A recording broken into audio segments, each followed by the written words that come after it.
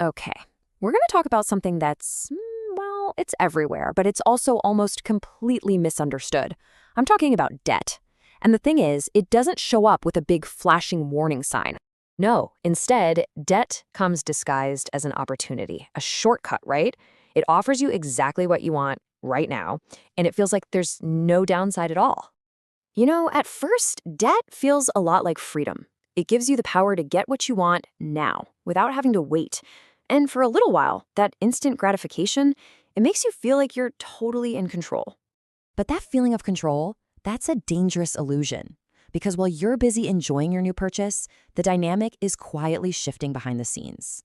See, you're no longer the one in charge. The debt is. And this happens so subtly, you might not even see it coming until it's way too late. And the tools of this trap? They're things we see every single day. Credit cards, car financing, even those buy now, pay later services.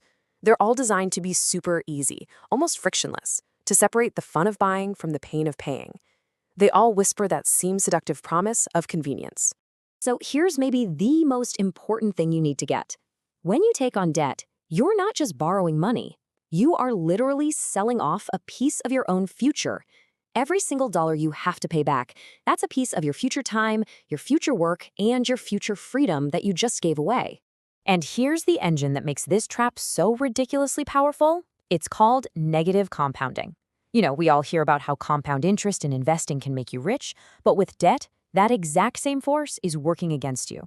So for example, if you have, say, a $1,000 credit card balance at 20% interest, well, after a year, you owe interest on that $1,000. But the next year, you're paying interest on the interest too. It just feeds on itself, making what you owe bigger and bigger day and night, even while you're asleep.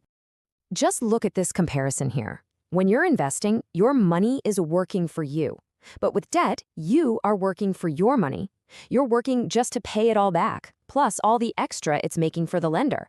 I mean, one path builds you up, and the other just grinds you down.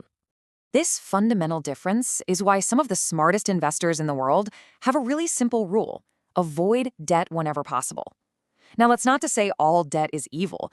A mortgage can be a useful tool for sure, but it's a stark warning against using debt for things that lose value. It's a sign of just how heavy its risk truly is. So what does that risk actually feel like in your life? Let me give you a powerful way to think about this. Imagine your financial life is you running a race toward your goals. Well, debt is like tying a heavy anchor around your waist before the race even starts. So with every single step you try to take forward, it's actively pulling you back. And you can be running as fast as you can, working harder, getting promotions, but that anchor just keeps digging in deeper. It limits your choices, it slows down your progress, and it just drains your energy, creating this constant low-level stress in the back of your mind.